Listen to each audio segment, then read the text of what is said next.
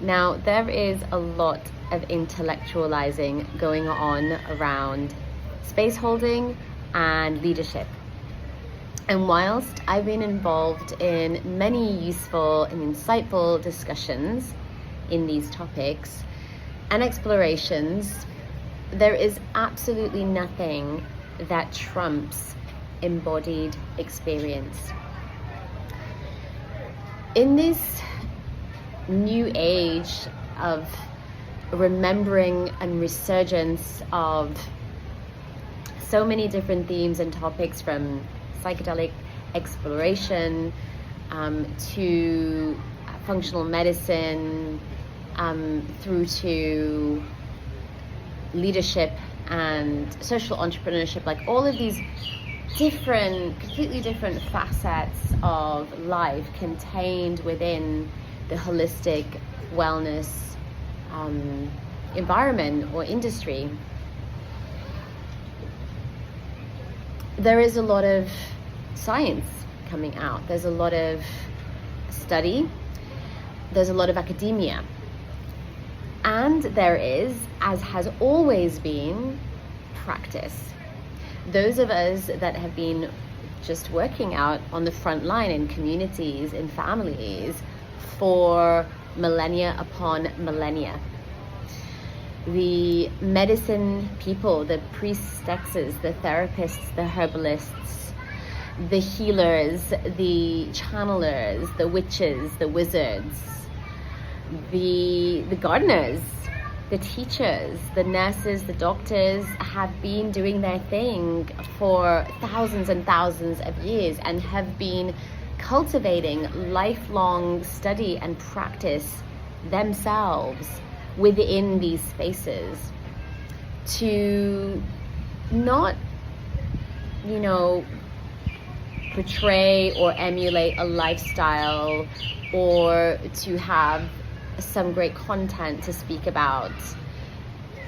It is because the only way to really have tested whether something, a technique or a medicine or a modality really works is to do it yourself.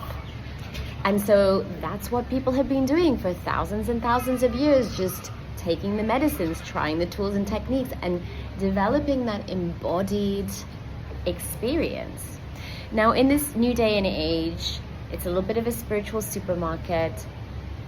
People want to pick and choose different things. And I have also found that within the therapeutic industry of those people kind of training to be space holders and leaders and therapists and guides, that it's kind of become accepted and okay to be serving a medicine or holding a space that, you're not really even adept fully or have experienced the depths of oneself. And for me, that's really problematic. If I'm not going to be able to hold that space to the depth, to any greater depth than what I've already held for myself.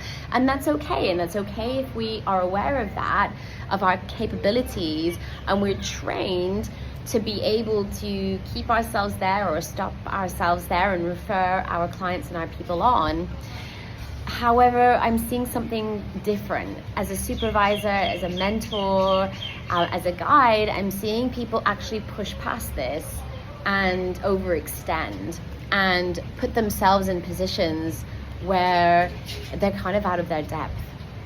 And this has become a part of our culture. Actually, it already is a part of our culture. And I think it's really important for us to start to take a step back and really ask ourselves some big questions about where our own embodied experience really is, truly is. I guide people into past life regression, into dream analysis, back into their dream space, to face their traumatic memories.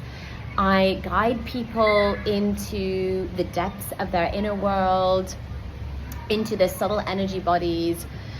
And I do this in a safe way, in an effortless way, because I have this deep embodied experience in myself. And it's not something for me that I have to think about, or that I have to work really hard and try. Those parts of me have relaxed back because I have this deep embodied experience. And I'm able, because of that, because I have that deep embodied experience, and I'm able to relax back, my parts are able to relax back, I actually can do the top, safest level kind of work you can do, which is when you actually are aware of holding your own system and what's arising for you in the moment when you're doing a session with your clients, as well as holding the other person's system. That is like the top level icing on the cake of space holding. So when you really start to uncover all of this, that embodied experience is important, not just because it's a reference point, but it's because of what happens internally, what space there is, the embodiment of self-energy, parts being able to relax back, so that I can really be fully present to hold my system and the other person's system with ease. It is safe, and we are safeguarding. And this is why our embodied experience is absolutely paramount to everything.